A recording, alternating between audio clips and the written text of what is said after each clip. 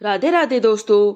आज की कहानी है बातूनी जाटनी की सच्ची गप्पे। कहानी में जाट और जाटनी होते हैं। जाटनी ऐसी ऐसी गप्पे हाँकती है कि लोगों को यकीन हो जाता है वे सच बोल रही है। कहानी बहुत ही मजेदार और हास्यपद होने वाली है, इसलिए कहानी को पूरा जरूर सुनिए। हीरा जाट दिन भर खेतों में काम करता, जबकि उसकी पत्नी भावरी इतनी बातूनी थी।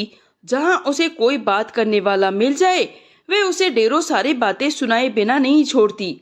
गांव में उसकी खूब सारी सहेलियां थी। उसका जब कभी बातें करने का मन करता तो कभी किसी के घर चली जाती, तो कभी किसी के घर जाकर महिलाएं उसकी बातें सुनकर खूब आनंदित होती थी। भौरी के पास जब कोई बात सुनाने को ना होती तो बड़ी बड़ी गप्पे हाँका करती थी।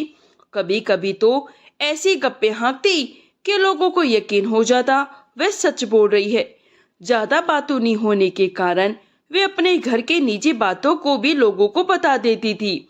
असल में उसके पेट में कोई बात ना पचती थी। इस कारण उसे जो इधर उधर की बात पता लगती बड़ा चढ़ाकर दूसरों को बता आती। कुछ लोग तो उसके गप मारने पर ज्यादा बोलने की आदत से बहुत परेशान थे। उसके इस आदत से सबसे ज्यादा परेशान उसका पति हीरा था। उसे हरदम समझाता, कम बोला करो, घर की बातें बाहर मत बताया करो, परंतु भौरी के कानों पर जू तक ना रेंगती थी। बातें करने के चक्कर में उसे खाना बनाने में भी अक्सर देर हो जाया करती थी।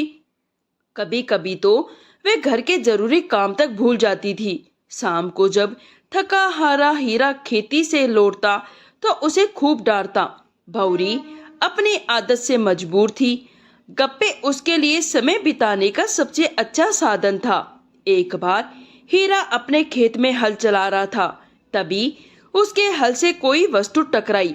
खन खन की आवाज हुई। वे सुनकर चौकन्ना हो गया। उसने हाथ से थोड़ी मिट्टी खोदी तो उसे यकीन हो गया यहाँ कोई धातु, कोई चीज गड़ी हुई है। उसने उस स्थान पर निशान लगा दिया। वे सारे दिन चुपचाप खेत पर काम करता रहा ताकि दिन की रोशनी में कोई उसे जमीन खोदते ना देख ले।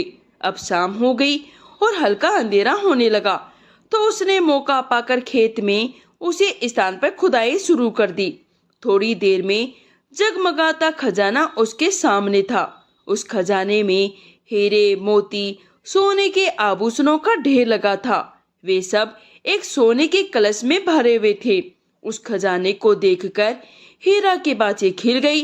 जो ही हीरा वह खजाना घर ले जाने के लिए निकालने लगा तो उसे याद आ गया, उसकी पत्नी को जैसे खजाने का पता लगेगा वे सारे शहर में ढिंडोरा पीट देगी। फिर तो खजाना राजा के पास चला जाएगा। उसे समझ में नहीं आ रहा था कि वह खजाने को क्या करे। घर ले जाए तो पत्नी से कैसे छुपाए। उसने खजाने को वहीं पास के जंगल में दबा दिया और मन ही मन योजना बनाई। फिर वह घर पहुंचा। घर जाकर भंवरी से कहा, आज मेरी पूरियां खाने का मन है, जरा जल्दी से बना दो। भंवरी बोली, आज कोई खास बात है क्या? हो सकता है कोई खुशखबरी हो, तो मैं बाद में बताऊंगा। ये सुनकर भंवरी को जोश आ गया और वह खुशखबरी जानने को बेचैन हो गई और फटाफट पूड़ियां बनाने लगी। हीरा चुपचाप पूड़ियां खाने लगा। एक साथ 4-5 पूड़ी उठाता, उसमें से एक एक पूड़ियां स्वयं खा जाता और बाकी चुपचाप थैली में डाल देता। उसकी पत्नी ये देखकर अचंभा करती हुई जा रही थी कि हीरा इतनी तेजी से पूड़ियां खाई जा रहा है, जबकि हीरा का थैला पूड़ियों से भर गया। तो वह बोला, अब मेरा पेट भर गया है। भौरी बोली, अब खुशखबरी तो बताओ। हीरा बोला, खुशखबरी ये है, आज राजा के बेटे की शादी है। पूरा शहर रोशनी से जगमगा रहा है। मैं जगमग देखकर थोड़ी देर में लौटता हूँ। हीरा चुपचाप थैला उठाकर चल दिया और बाजार जाकर बहुत सारी जलेबियां और मछलियां खरीद ली। फिर अपनी योजना के अनुसार जंगल में पूरी तैयारी कर आया। जब वो खुशी खुशी घर लौटा तो पत्नी उसकी राह देख रही थी। उसने पत्नी के कान में कहा, जानती हो दूसरी बड़ी खुशखबरी क्या है? हमें बहुत बड़ा खजाना मिला है। जल्दी से तैयार हो जाओ, हम खजाना रात में ही घर ले आएंगे। भौरी जल्दी से तैयार हो गई। कुछ ही देर में वे जंगलों से गुजर रहे थे।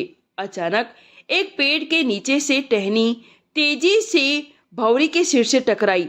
उसने सिर झुकाकर ऊपर की चीज पकड़ने की कोशिश की तो देखा हाथ में जलेबी थी।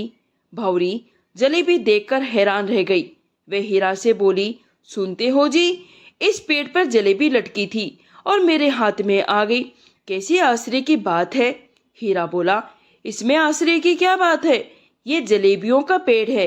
क्या तुमने जलेबी का पेड़ नहीं देखा? भौरी आश्चर्यचकित होकर ऊपर देखने लगी। उसने देखा सभी पेड़ों पर ढेरों जलेबियां उगी है। उसमें से 2-3 जलेबी तोड़कर आगे बढ़ने लगी और चलते चलते खाने लगी। वे बोली, आज तो बहुत बड़ा दिन है, आज ही हमें खजाना मिला, आज ही राजा के बेटे की शादी है और आज ही मैंने जलेबियों का पेड़ देखा। वाकई आज बहुत बड़ा दिन है। हीरा भी हाँ में हाँ मिलाई। वे जंगल से कुछ ही दूर गए थे कि भौरी ने देखा जंगल में जगह जगह पर मछलियां पड़ी थी। वहां जमीन भी हल्की सी गीली थी। कुछ मछलियां मरी हुई थी तो कुछ हिलडुल रही थी। उसमें अभी जान बाकी थी।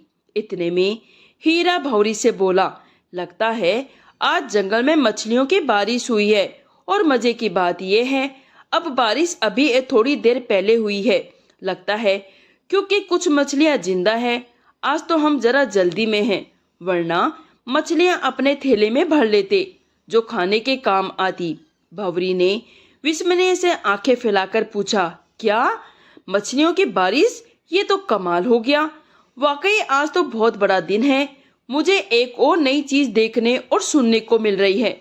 मैंने तो मछलियों की बारिश के बारे में आज तक नहीं सुना। दरअसल तुम्हें बाहर की चीजों का पता नहीं रहता क्योंकि तुम घर में रहती हो, वरना तुम्हें जंगल की मछलियों की बारिश का अवश्य पता होता। वे आगे बढ़ने लगे। रात का अंधियारा बढ़ता जा रहा था। कुछ ही देर में कटीली झाड़ियों पर कोई सफेद सी वस्तु दिखाई देने लगी। भौरी पहले से ही आश्चर्य में डूबी हुई थी। आगे झुककर देखने लगी। वे सफेद सफेद गोल गोल सा क्या हो सकता है। इतने में उसने हाथ बढ़ाया और बोली, अरे झाड़ पर पूड़ियां लगती है। जलेबी के पेड़ की तरह जंगल में पूड़ियों के झाड़ भी होते हैं। अब मुझे समझ में आ गया जंगल में कैसे कैसे अनोखे पेड़ होते हैं। लगता है तुम्हें एक ही दिन में जंगल की सारी चीजें की अच्छी जानकारी हो गई। तुमने पूड़ियों के झाड़ पहली बार देखी है ना? सो तो है। अब तो आज बहुत बड़ा दिन है तो कमाल देखने को मिल रहे हैं। चलो अब ये बताओ खजाना कहाँ है? हीरा ने कहा, बस हम खजाने के पास पहुंचने ही वाले हैं। वो देखो पास के तालाब में किसी ने जाल बिछाया हुआ है। मैं देखता हूँ जाल में कुछ फंसा है या यूं ही लटका हुआ है। हीरा ने आगे बढ़कर जाल उठा लिया। जाल देखकर भौरे की आंखें आश्चर्य से फैलती चली गई। पानी के अंदर खरगोश, ये कैसे हो सकता है? क्या जंगल में खरगोश पानी में भी रहते हैं? हाँ हाँ, क्यों नहीं। सामने देखो खजाना यही है। अब हम खजाना निकालेंगे। हीरा ने रुकते हुए कहा। एक स्थान से मिट्टी खोदकर हीरा ने सोने का कलश निकाल लिया। भौरी को खजाना दिखाया। भौरी की खुशी का ठिकाना न रहा। हीरा चुपचाप खड्डा वापस भरा और अपने दुसाले से कलश को ढक दिया। कुछ ही देर में हीरा और भौरी खजाना लेकर घर वापस पहुंचे। दोनों ही चलकर थक गए थे, अतः दोनों ने सलाह किया, सुबह उठकर सोचेंगे हमें इस खजाने का क्या इंतजाम करना है। अभी सो जाते हैं। दोनों लेटते ही सो गए। सोते ही हीरा को खजाने के बारे में बुरे बुरे सपने आने लगे। कुछ ही देर में हीरा घबराकर उठ बैठा। उसने देखा खजाना सही सलामत घर में रखा है और सुबह होने में देर है। हीरा चुपचाप उठा और सोने के कलश को ढककर सुरक्षित स्थान पर रख आया। बेचैनी से सो गया। सुबह निकले 2-3 घंटे हो चुके थे पर हीरा सोया हुआ था। अचानक घर के बाहर शोर शराबा सुनकर हीरा की आंख खुली। उसने उठकर देखा तो बाहर लोगों की भीड़ जमा थी। पूछने पर पता लगा लोग खजाना देखने आए थे। पत्नी भौरी सुबह पानी भरने गई तो अपने पड़ोसियों को खुशखबरी सुना आई थी कि हमें बहुत बड़ा खजाना मिला है। अतः लोग उसे बधाई देने और खजाना के दर्शन करने चले आए थे। हीरा ने लोगों से कहा, लगता है मेरी पत्नी ने सपने में कोई खजाना देखा है जिसके बारे में उसने आप लोगों को बताया है। मुझे तो ऐसा कोई खजाना नहीं मिला। लोग निराश होकर लौट गए। अब बात फैलते फैलते राजा तक पहुंच गई। राजा ने हीरा को बुलाया और भेजा। हीरा को बुलावा भेजा। हीरा की राजा के सामने पेशी हुई। राजा ने पूछा, सुना है तुम्हें कोई बहुत बड़ा खजाना मिला है, कहाँ है वो खजाना? हुजूर, मुझे तो ऐसा कोई खजाना नहीं मिला। मुझे समझ में नहीं आ रहा आप क्या बात कर रहे हैं। राजा ने कहा, ये कैसे हो सकता है? तुम्हारी पत्नी ने स्वयं लोगों को उस खजाने के बारे में बताया है। हुजूर, माफ करे, मेरी पत्नी बहुत बड़ी गप्पी है। आप उसकी बातों पर यकीन ना करें। फिर राजा ने हीरा की पत्नी भौरी को अगले दिन दरबार में पेश होने की आज्ञा दी। भौरी खुशी खुशी राजा के दरबार में हाजिर हो गई। राजा ने पूछा, सुना है तुम्हें बहुत बड़ा खजाना मिला है। जी माई बाप, आप सही फरमा रहे हैं। हमें वह खजाना 2-3 दिन पहले मिला था। फिर राजा ने पूछा, तुम्हें वह खजाना कहाँ मिला, जरा विस्तार से बताओ। भौरी आत्मविश्वास से भरकर बोली, हुजूर, उस दिन बहुत बड़ा दिन था। परसों की ही तो बात है। हुजूर, उस दिन राजा यानी आपके बेटे की शादी थी। मेरे पति शहर की जगमग देखने गए थे। राजा एकदम चुप हो गया। फिर बोला, मेरा तो कोई बेटा शादी के लायक ही नहीं है। सिर्फ मेरा बेटा तो 4 वर्ष का है। तुम्हें ठीक से तो याद है ना? जरा सोच समझ कर बोलो। भौरी बोली, साहब, हम उसी रात को खजाना लेने गए थे। उस दिन बहुत बड़ा दिन था। मैंने उस दिन पहली बार जलेबियों का पेड़ देखा। बहुत सारी जलेबियां तोड़कर खाई। राजा आश्चर्य से भौरी को देख रहा था। जलेबियों के पेड़? हुजूर, उस बड़े दिन में मैंने मछलियों की बरसात भी देखी। पानी में रहने वाले खरगोश को देखा। राजा ने कहा, लगता है ये कोई पागल औरत है, इसे यहाँ से ले जाओ।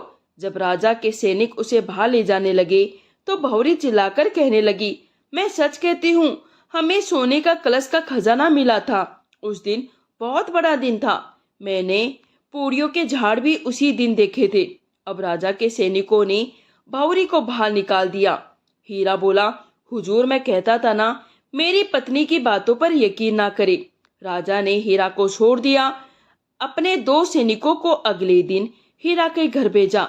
उन्होंने भौरी से पूछा, अच्छा ये बताओ, घर में खजाना कहाँ रखा है?